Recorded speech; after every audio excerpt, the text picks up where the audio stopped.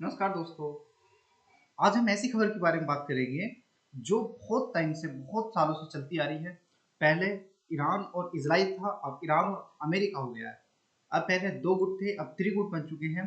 और ये खबर ऐसी है जिसने पूरी दुनिया को डरा दिया है, पूरी दुनिया की टेंशन बढ़ा दी है। अमेरिका और ईरान के बीच संघर्ष लगातार जारी है और ये संघर्ष चलते चलते आज छठा दिन हो गया है। छठे दिन से ये संघर्ष जारी है। अमेरिका ईरान पर हवाई हमले कर रहा है, तो ईरान भी जवाब कार्रवाई कर रहा है और मिसाइल दाग दे रहा है ना। मतलब उधर से वो हवाई हमले कर रहा है, तो इधर से भी वो कर रहा है। इधर से मिसाइल छोड़े जा रही है, उधर से हवाई हमले हो रहे हैं। और जो ईरान है वो मिसाइल भी दाग रहा है, ड्रोन भी दाग दाग रहा है, ड्रोन से भी हमले कर रहा है। और अब अमेरिका दुनिया के सबसे जो महत्वपूर्ण समुद्री रास्ता है, स्टेट ऑफ हॉर्मुज में भी क्या कर रहा है, स्टेट ऑफ हॉर्मुज में भी क्या कर रहा है, नेवल एक्सरसाइज कर रहा है या नेवल ब्लॉकेट कर रहा है। ठीक है, ये बहुत ज्यादा न्यूज आ रही है। Iran US military attack Iran for 6 night running, है ना। Latest report in Iran as US launch new wave of strikes. ये चीजें कर रहे हैं। और यहाँ अब शायद हो सकता है कि और खतरनाक युद्ध ये हो जाए, और खतरनाक युद्ध पर हो जाए। देखिए, अगर ऐसी चीजें हुई तो मिडिल ईस्ट जो है पूरा का पूरा कहीं ना कहीं बहुत ज्यादा प्रभावित होगा। और मिडिल ईस्ट की जो भौगोलिक संरचना है, राजनीति है, वो बिल्कुल बदलने वाली है। अब आगे देखते हैं आगे क्या बनने वाला है। अब सवाल ये है कि क्या ये केवल अमेरिका ईरान युद्ध है, या पूरा मध्य पूर्व है, मिडिल ईस्ट है, अब बड़े क्षेत्रीय युद्ध की तरफ बढ़ रहा है। क्या इसमें और देश भी शामिल होंगे, या फिर ये ईरान और अमेरिका युद्ध रह जाएगा। ठीक है, अगर अगर ऐसा हुआ तो भारत पर क्या असर पड़ेगा। चलिए पूरी कहानी शुरू से समझते हैं। अब समझते हैं और समझ समझ के हम देखेंगे कि हमारे एग्जाम पॉइंट ऑफ व्यू से, हमारी नॉलेज के अनुसार, हमें वर्ल्ड में कितनी नॉलेज है उसके अनुसार हम इस न्यूज को देखने का प्रयास करेंगे।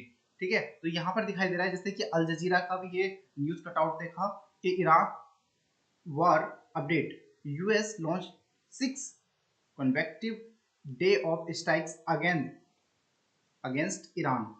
US force continue wave of strikes against Iran for 6 consecutive night, मतलब 6 दिन हो गए, 6 रातें हो गई हैं।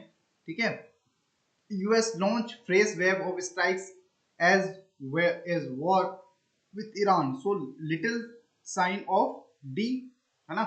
ये सारी की सारी चीज चल रही है। ये US carry out fresh attack Iran. चलिए हम समझते हैं। अब जो हमारा हेडलाइन रहेगी वो रहेगी ईरान वार डे 6। ईरान अमेरिका ने ईरान पर लगातार छठी रात किया हमला। हॉर्मुज, स्टेट ऑफ हॉर्मुज में नेवल ब्लॉकेट, पूरी दुनिया की नजर मध्य पूर्व पर। अब क्या है खबर, क्या है खबर, ये है जो डीडब्ल्यू और सेंटकॉम, सेंटकॉम मतलब यूएस सेंट्रल कमांड के अनुसार, इसमें पहला पॉइंट है कि अमेरिका ने लगातार छठी रात ईरान के अंदर कई सैन्य ठिकानों पर हमले किए। ईरान ने जवाबी कार्रवाई करते हुए जॉर्डन, बहरीन, कुवैत और अन्य जो खाड़ी देशों में क्या करा, अमेरिकी हितों को निशाना बनाया। जो अमेरिकी हित हैं उनको निशाना बनाया। अच्छा, जो पहली बार क्या हुआ, पहली बार उत्तरी ईरान में भी धमाकों की खबर आई। अभी तक उत्तरी ईरान जो था वो शांत था, उसमें धमाके नहीं हो रहे थे, लेकिन अब वहां से भी खबर आने लगी है। मतलब अमेरिका बहुत अंदर तक जाकर ईरान को क्या करने लगा है, हार्म पहुंचाने लगा है। अमेरिका ने स्टेट ऑफ हॉर्मुज क्षेत्र में एक जहाज पर चढ़कर जांच मतलब ब्रॉडिंग ऑपरेशन की। अमेरिकी सेना, नेक्स्ट पॉइंट है, अमेरिकी सेना ने कहा कि उसने 3 जहाजों को वापस भेजा और एक जहाज को निष्क्रिय मतलब डिसेबल्ड किया, और एक जहाज पर कब्जा कर जांच की। ठीक है, अब ये जो है यूएस सेंट्रल कमांड है, उसने ट्वीट किया है। उसने ट्वीट करके लिखा है कि 11वीं मरीन एक्सपेडिशनरी यूनिट के अमेरिकी मरीन सैनिकों ने 16 जुलाई को ओमान की खाड़ी में जो एमटी वेन याओ याओ नामक जहाज पर सत्यापन के लिए चढ़ाई की। आज तक अमेरिकी सेना ने आतंक नाकाबंदी तोड़ने की कोशिश कर रहे 3 वाणिज्यिक जहाजों को वापस भेज दिया, एक जहाज को निष्क्रिय कर दिया। ये सारे के सारा जो ट्वीट था मैंने पहले बता दिया है, ये किसका कौन ट्वीट कर रहा है, यूएस कमांड। ठीक है, यूएस सेंट्रल कमांड ये ट्वीट कर रही है, ये बता रही है कि हमने क्या करा है अभी तक। अब हम पॉइंट देख लेते हैं इसमें, नेवल ब्लॉकेट क्या होता है। जैसे हमने पहले पढ़ा, ईरान ने अमेरिका ने जो स्टेट ऑफ हॉर्मुज है वहां पे ब्लॉकेट स्टार्ट कर दिया है, नेवल ब्लॉकेट स्टार्ट कर दिया है ना। तो देखिए इसमें क्या होगा कि बहुत आसान भाषा में हम समझेंगे कि यदि कोई देश किसी दूसरे देश के समुद्री व्यापार को रोकने के लिए उसकी ओर जाने वाले जहाजों की जांच या रोक टोक शुरू कर दे तो उसे नेवल ब्लॉकेट कहते हैं।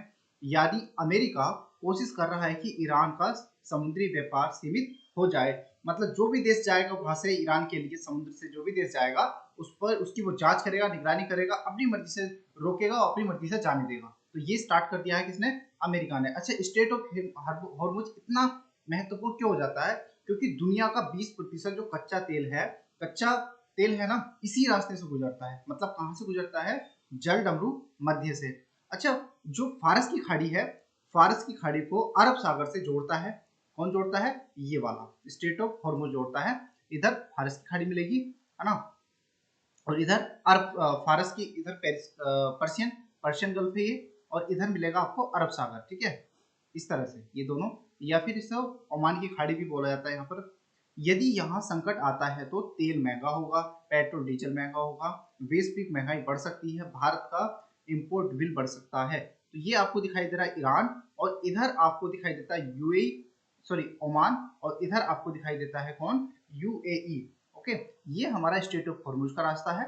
चलिए, तो यहाँ पे लिख रहा है US naval blockade of Iran ports. ठीक है, तो ये चीजें किसने कर दी है, अमेरिका ने। शुरू स्टेट देख लेते हैं। स्टेट ऑफ हॉर्मुज ईरान और ओमान के बीच है, विश्व का सबसे महत्वपूर्ण ऑयल चेक, इसको बोलते हैं चौक पॉइंट बोलते हैं। लगभग 20% वैश्विक तेल यहाँ से आता है। पर्शियन गल्फ पश्चिमी एशिया में स्थित दुनिया के बड़े तेल भंडार यही हैं। आईईए की स्थापना 1974 में हुई थी, इसका मुख्यालय पेरिस फ्रांस में है।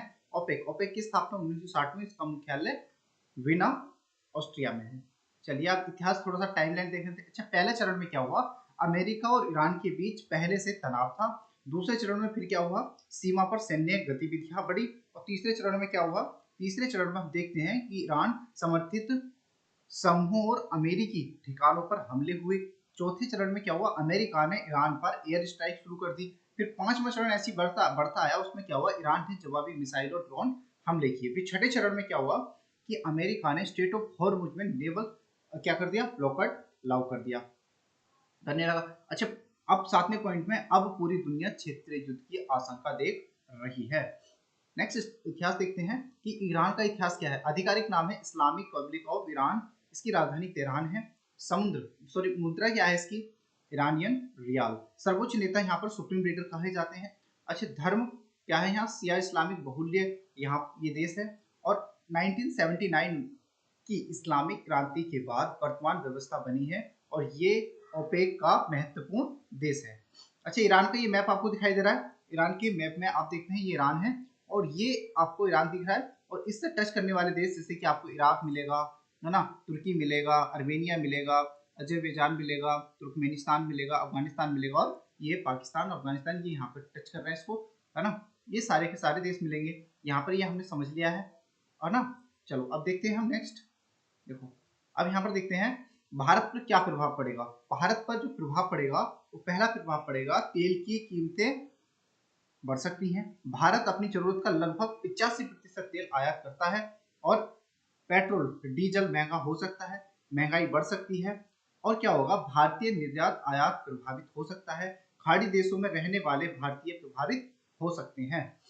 अब ये भारत का मैप है, ठीक है, हमने बहुत सारी चीजें डिस्कस कर ली हैं।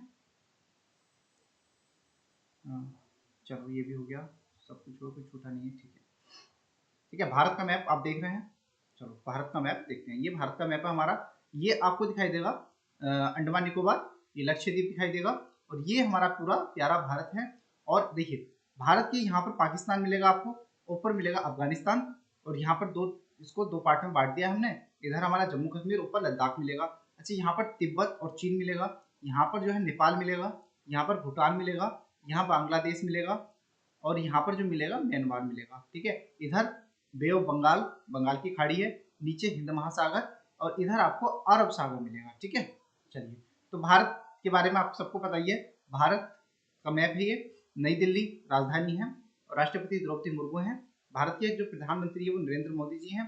क्षेत्र 32,87,263 वर्ग किलोमीटर है और यहाँ की जनसंख्या विश्व में सबसे अधिक है।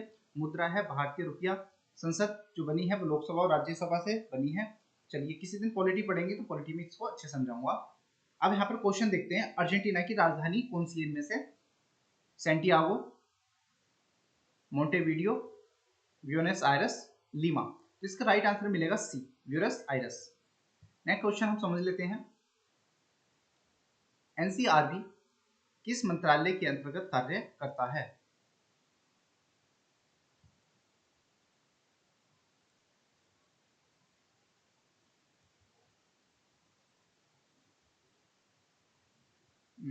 एक पिछला वीडियो, वो पिछला क्वेश्चन है, कोई बात नहीं है। एनसीआरबी किस मंत्रालय के अंतर्गत कार्य करता है? तो इसका जो राइट आंसर था वो था हमारा बी, गृह मंत्रालय, ministry of home affairs.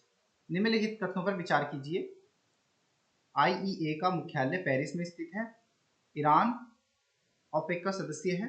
State of Hormuz विश्व का सबसे महत्वपूर्ण तेल मार्ग है।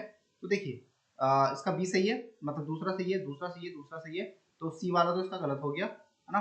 अच्छा, स्टेट ऑफ हॉर्मुज ये वाला भी सही है, तेल निर्यातक है। और आईईए का जो मुख्यालय है वो कहाँ पर है? कहाँ पर है? पेरिस में। ठीक है, सब ठीक है। अब ये आंसर रहा आपका, आपको इसका राइट आंसर बताना है कमेंट बॉक्स में। भारतीय संविधान का कौन सा अनुच्छेद जीवन एवं व्यक्तिगत स्वतंत्रता की गारंटी देता है? Which article of the Indian constitution guarantees life and personal liberty? Option A article 14, article 19, article 21, article 32। तो ये इसका राइट आंसर आपको बताना है कमेंट बॉक्स में।